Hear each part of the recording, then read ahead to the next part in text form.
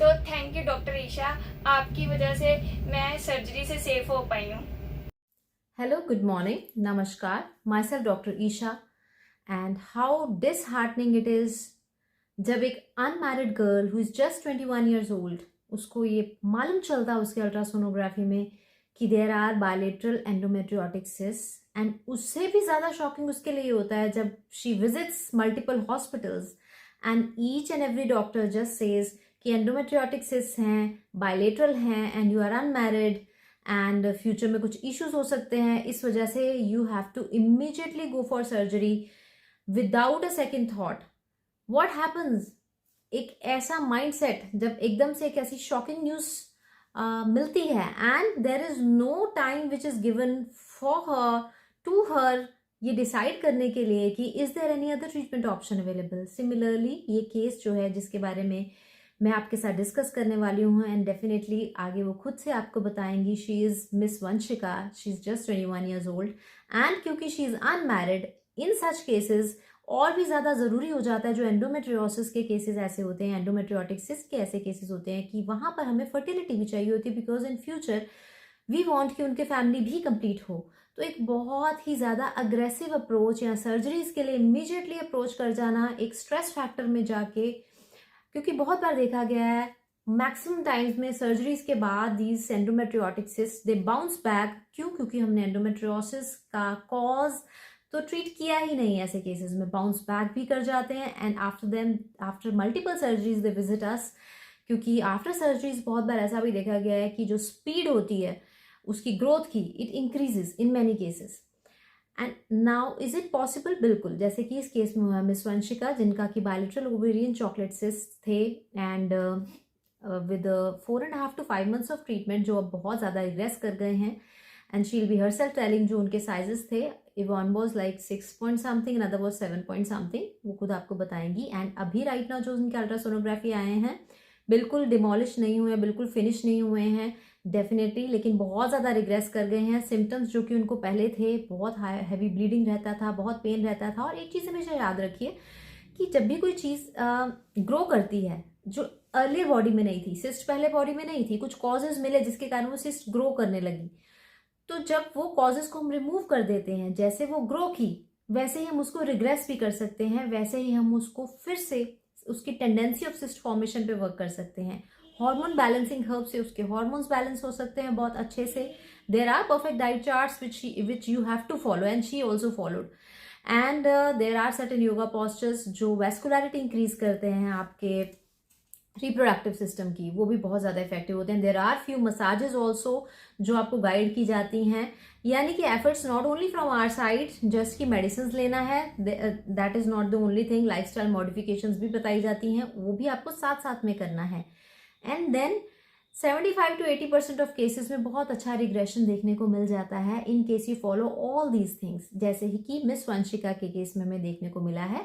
As और एक चीज़ और याद रखो, वेन एवर ड्यूरिंग मिनार्क, जैसे आपके डॉटर्स हैं, पीरियड्स पेन जो अगर मिनार्क में हो रही है, अभी पीरियड स्टार्ट हुए हैं तो एंड यू फील कि पीरियड्स हैं, थोड़ा बहुत पेन तो चलता है, नहीं, नॉर्मल हेल्दी पीरियड्स में बिल्कुल भी पेन नहीं होता है. इन केस पेन है दैट मीन्स कुछ ना कुछ इश्यूज हैं, उसको हम जितना जल्दी रिजॉल्व कर लें उतना बेटर है. Because there are certain hormonal issues या गट से रिलेटेड कुछ इश्यूज हैं या नर्वस सिस्टम से रिलेटेड कुछ इश्यूज हैं. जो भी इश्यूज हैं उनको एड्रेस कीजिए, उनको फाइंड आउट कीजिए in case of your daughters also, और उसको जल्द से जल्द रिजॉल्व करने की कोशिश कीजिए. क्योंकि जब ये चीज़ें क्रॉनिक हो जाती है ना, एवरी मंथ, सालों साल हो जाते हैं, पुरानी हो जाती है, तो पुरानी चीज़ जितनी होती है उसको ठीक करने में उतना थोड़ा सा ज़्यादा टाइम लग जाता है. क्योंकि वो सिस्ट जो होती हैं वो स्टार्टिंग स्टेज में कभी तो 1 centimeter होगी, जैसे ये मिस वंशिका का केस था. यहाँ पर इनको ऑल ऑफ अ सडन ही ये अल्ट्रासोनोग्राफी के बाद पता लगता है, जबकि सिस्ट ऑलरेडी इतने साइज में पहुंच चुकी है. तो ये इमीडिएटली तो इतने साइज में नहीं हुई होगी, स्टार्टिंग भी तो कुछ स्टेज होगी. तो ऐसे केसेस में अगर सिम्टम्स आपको लग रहे हैं, just go for ultrasonography. Simple ultrasonography से आपको ये मालूम चल जाता है कि अंदर कोई सिस्ट तो नहीं है, चॉकलेट सिस्ट तो नहीं है. एंड इन केस अगर ऐसा कुछ निकल भी आता है आपके अल्ट्रासोनोग्राफी में और आपको सर्जरी के लिए बोल दिया जाता है, इमीडिएटली माइंड मत मेकअप कर लीजिए. देर आर अदर ऑप्शंस जिससे सिस्ट श्रिंक हो सकते हैं, रिग्रेस हो सकते हैं, इसकी टेंडेंसी फिनिश हो सकती है एंड फ्यूचर फर्टिलिटी भी रिस्टोर हो सकती है, जो कि हमें ऐसे केसेस में फॉलिकल नरिशिंग हर्ब्स जो होती हैं वो स्टार्ट करनी होती हैं। फॉलिकल नरिशिंग हर्ब्स एक अच्छा फॉलिकल बनाती हैं, ओवुलेशन अच्छा रिस्टोर करती हैं, and hormone balancing herbs hormones को बैलेंस करती हैं। ऑल्दो अनमैरिड गर्ल्स में अभी हमें फर्टिलिटी की रिक्वायरमेंट नहीं है, लेकिन फ्यूचर में हमें फैमिली भी कंप्लीट करनी है, प्रेगनेंसी भी चाहिए, तो उसका ट्रीटमेंट उसके अकॉर्डिंगली ही होता है।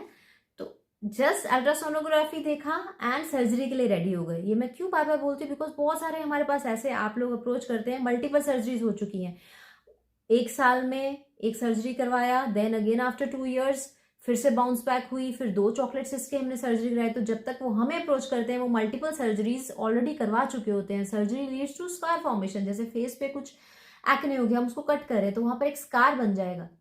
तो बहुत सी चीजें जो होती हैं उसको सोच के चलना होता है। एकदम से डिप्रेस होके, शॉक होके इमीडिएटली डिसीजंस लेना कभी भी नहीं करना चाहिए। So just have a look, ये वीडियो जो है मिस वंशिका का, आप उसको देखिए and always feel motivated. Thank you so much for watching. जब मेरे पीरियड स्टार्ट हुए, मेरे लेग्स में पेन रहनी, बैक में पेन रहनी, लोअर एब्डोमेन में पेन रहनी, जिससे ब्लीडिंग ज़्यादा होने लग पड़ी। तो मैं नॉर्मल पेन किलर खाती तो थी पर ठीक हो जाती थी। फिर 5 months पहले क्या हुआ कि मतलब मेरे को ब्लीडिंग 1 month रहने लग पड़ी, जिससे मेरी मतलब HB भी कम हो गया, हेयर्स झड़ने लग पड़े।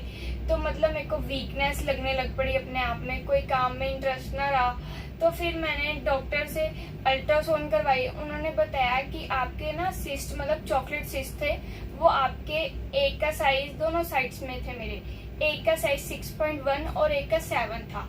तो मतलब उन्होंने कहा कि आपको इमीडिएटली सर्जरी करानी पड़ेगी, पर मैं नहीं चाहती थी कि मैं कोई सर्जरी करवाऊं, क्योंकि मैं अनमैरिड हूँ। फिर मतलब मैं डर गई। तो मतलब मेरी मदर यूट्यूब में ना, उनको एक चैनल दिखा जिनका नाम था डॉक्टर ईशा।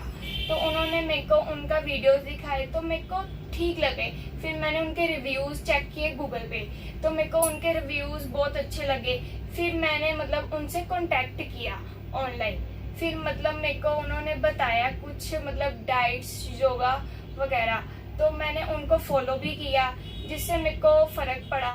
जब मैंने अपने डॉक्टर ईशा से ट्रीटमेंट स्टार्ट करवाया तो मेरे 2 months में ही मतलब मेरी जो पेन्स थी वो गायब हो गई।